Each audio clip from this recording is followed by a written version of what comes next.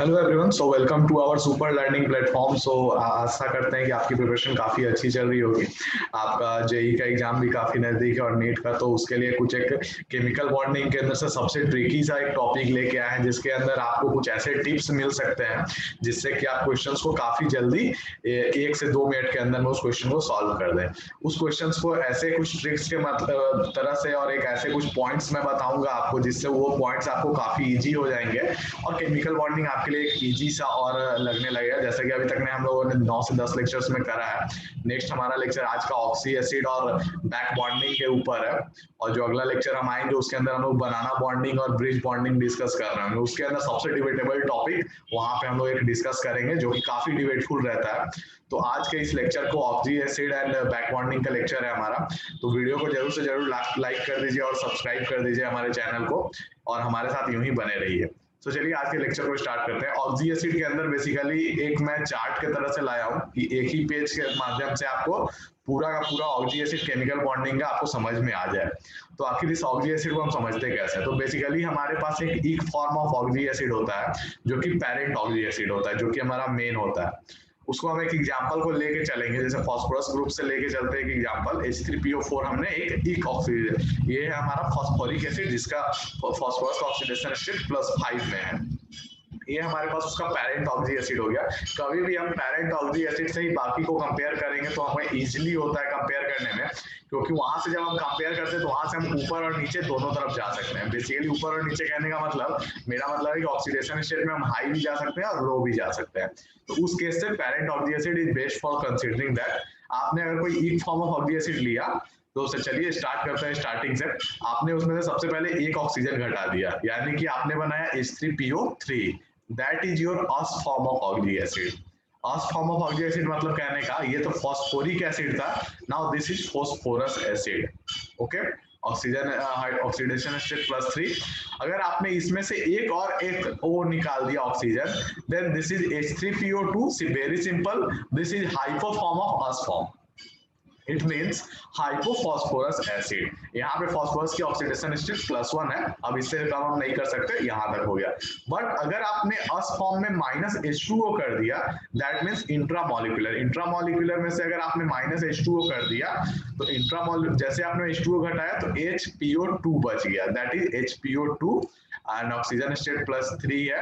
And Meta form of us form इसे हम बोलते हैं, it's means Meta phosphorous acid. आप साथ के साथ नाम को ध्यान रखते जाएंगे तो इसका नोमेनक्लेचर आप देखिएगा कितना सिंपल होने वाला है। नाउ अगर इंटरमोलिकुलर में से -H2O कर दे तो इंटरमोलिकुलर का मतलब यहाँ पे आप दो कंपाउंड ले रहे हैं, डाइमर ले रहे हैं। यानी कि अगर आपने H2O निकाला तो इसका पहले हम डबल करेंगे H6P2O6। H6P2O6 में से अगर आपने H2O निकाल दिया, देन आपके पास बचेगा H4P2O6। यहाँ पे भी ऑक्सीडेशन स्टेट +3 है। इसको हम कह सकते हैं पायरोफॉस्फोरस एसिड और डाइफॉस्फोरस एसिड। ये हो गया हमारा ये वाला। नाउ अगर आपने क्या करा होता कि आपने डायरेक्ट फॉस्फोरिक एसिड, यानी कि जो आपका पेरेंट एसिड है, वहीं से आपने अगर H2O निकाल दिया होता इंट्रामोलिकुलर में, तो that is Meta form of ic form.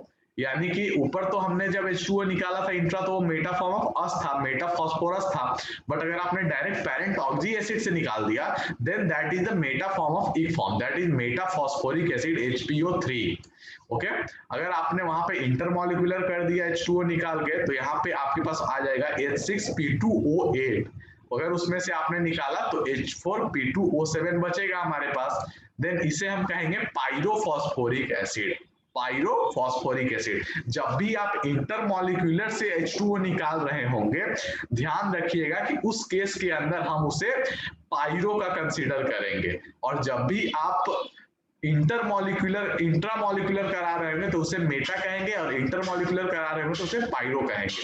और अगर आप डायरेक्ट सिंगल ऑक्सीजन चेंज करेंगे तो वो हम अस फॉर्म में जाएंगे, फिर हाइपो फॉर्म में जाएंगे। यही 3 टाइप के नोमेनक्लेचर हमारे पूरे के पूरे ऑक्सी एसिड्स में आता है। तो इस बात को ध्यान रखते हुए हम सारा का सारा ऑक्सी एसिड्स को डिफाइन करते हैं।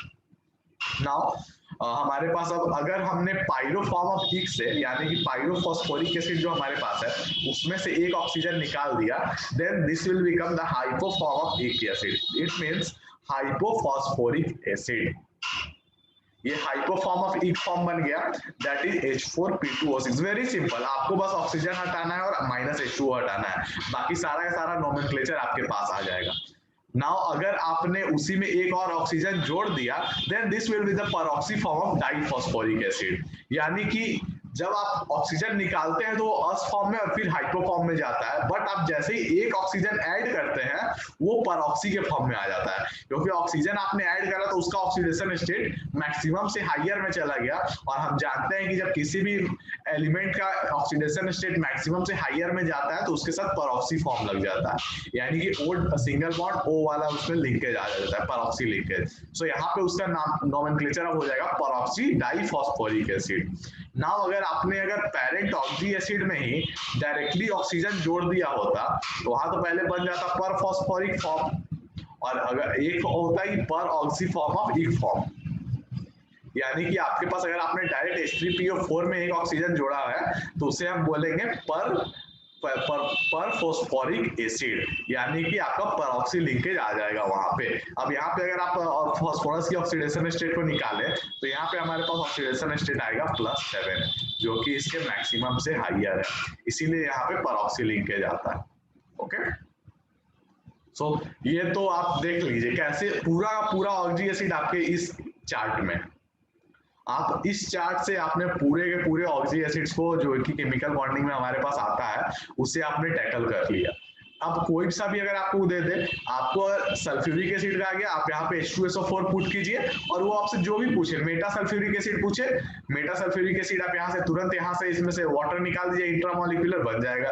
आपसे हाइपोफॉस्फोरस एसिड पूछे, 2 ऑक्सीजन घटा के यहाँ आ जाइए, आपको मिल जाएगा। यानी कि आपको जो भी पूछे आप बस एक ऑक्सीजन हटाना है, एक वाटर हटाना है, एक ऑक्सीजन ऐड करना है, यही 3 केसेस होते हैं और हमें नोमेनक्लेचर को ध्यान में रखना पड़ता है, हमें नोमेनक्लेचर को उस अकॉर्डिंग हमें उसे देखना पड़ता है और ध्यान में रख, तो बस इसे ध्यान रखते हुए आपको एक चार्ट के अंदर आपको पूरा का पूरा ऑक्सी एसिड से रिलेटेड क्वेश्चंस, जो भी एसिड से रिलेटेड क्वेश्चंस आते हैं, हमारे पास सल्फ्यूरस एसिड आता है, हमारे पास हेलोजन एसिड्स आते हैं, हमारे पास नाइट्रोजन कंपाउंड्स के एसिड्स आते हैं, सारे के सारे एसिड्स यहीं पे डिलीवर हो जाते हैं।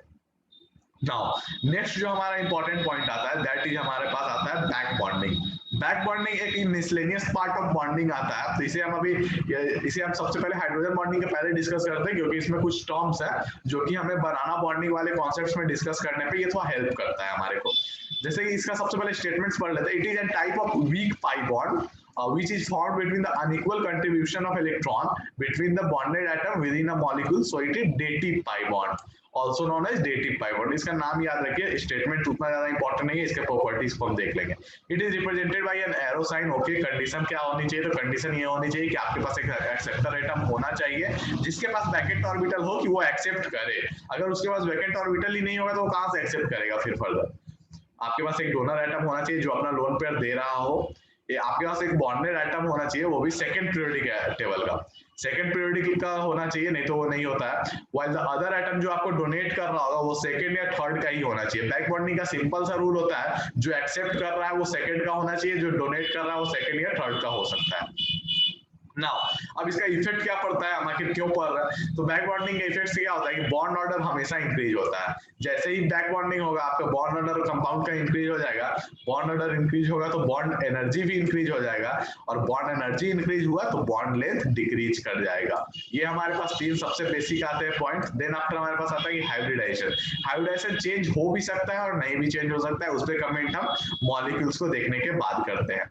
नाउ अगर हमने सबसे पहले इसके जैसे हमने एग्जांपल लिया BF3, बी सेकंड पीरियड का है, फ्लोरीन भी सेकंड पीरियड का है। चलिए देखते हैं, बोरोन के पास वैकेंट ऑर्बिटल होता है, आपने इसका ग्राउंड स्टेट में बनाया 1s2 2s2 2p1। Now excited state में अगर हम बात करें तो 1s1 2s1 में एक और 2p1 2py।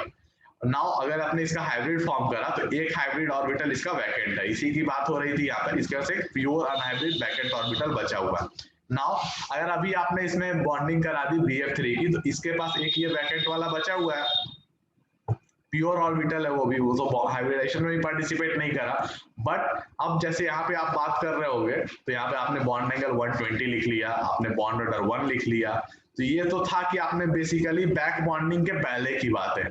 अभी यहाँ पे बैक बॉन्डिंग हुआ नहीं है तो आप उसी के अकॉर्डिंग करोगे, लेकिन ये पूरा कॉन्सेप्ट हाइपोथेटिकल होता है। विदाउट बैक बॉन्डिंग ये डिफाइन हम नहीं कर सकते। अब क्या होता है कि जो फ्लोरीन के पास इलेक्ट्रॉन पेयर होते हैं वो बोरोन को देता है, बोरोन बोलता है ठीक है मुझे दे दो, मेरी ऑक्टेट कंप्लीट हो जाएगी।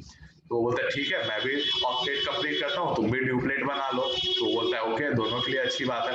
तो फ्लोरीन अपना देता है, एक बार ये फ्लोरीन देता है, एक बार ये फ्लोरीन देता है, एक बार ये फ्लोरीन देता है। तो वहां पे एक रेजोनेटिंग टाइप का कंडीशन बन जाता है, यानी कि एक बार इसके साथ, एक बार इसके साथ, एक बार इसके साथ। सो अगर आप इसे दिखाना चाहें तो आप इसे फर्दर ऐसे भी दिखा सकते हैं, इसे फर्दर ऐसे भी दिखा सकते हैं, यानी कि वो सबके साथ रहता है। तो बेसिकली जब वो सबके साथ है और तीनों के तीनों फ्लोरीन के साथ है, तो यहाँ पे हमारे पास एक इंपॉर्टेंट आता है कि अब इसका क्या होता है कि अब इसका जो हमारे पास बॉन्ड ऑर्डर है वो तो डिक्रीज कर जाएगा, क्योंकि अब तो ये बॉन्ड बॉन्ड तो अब जो नंबर है बॉन्ड ऑर्डर तो हमारे पास इंक्रीज कर रहा है, क्योंकि यहाँ तो 1 है नहीं, तो ये बॉन्ड ऑर्डर 1 से 2 के बीच में वेरी करता है। जब बॉन्ड ऑर्डर 1 से 2 के बीच में वेरी कर रहा है तो उस केस के अंदर हमारे पास बहुत सी चीजें चेंज हो जाती है। नाउ अब इलेक्ट्रॉन डेफिशिएंट ये नहीं है, इसका ऑक्टेट कंप्लीट हो जाता है। So this is the reason of back bonding. अब यहाँ पे हमने इसे डिस्कस करा, तो अब इसका यूज हम करेंगे अपने बनाना बॉन्ड वाले पार्ट में, जो कि हमारे पास जो हमारा नेक्स्ट लेक्चर आने वाला है उसके अंदर हम इन चीजों को डिस्कस कर रहे होंगे। तो वहां पे बनाना बॉन्ड के अंदर हम ब्रिज बॉन्डिंग भी उसे हम बोलते हैं। तो वहां पे हम कुछ अच्छे टर्म्स और एक बहुत ही डिबेटेबल टॉपिक है उसे डिस्कस करेंगे। उसका जल्द ही उसका अपने नॉर्मल बुक्स में हमें उसका आंसर नहीं मिल पाता, तो उसको हम अच्छे से वहां पे डील कर रहे होंगे। नाउ आज से हमारा फिजिकल का एक टॉपिक स्टार्ट हो रहा है, सॉलिड स्टेट। तो आप सब बने रहें, अपने दोस्तों के साथ शेयर करें, वीडियो को जरूर से जरूर लाइक करें और हमारे चैनल को सब्सक्राइब करें।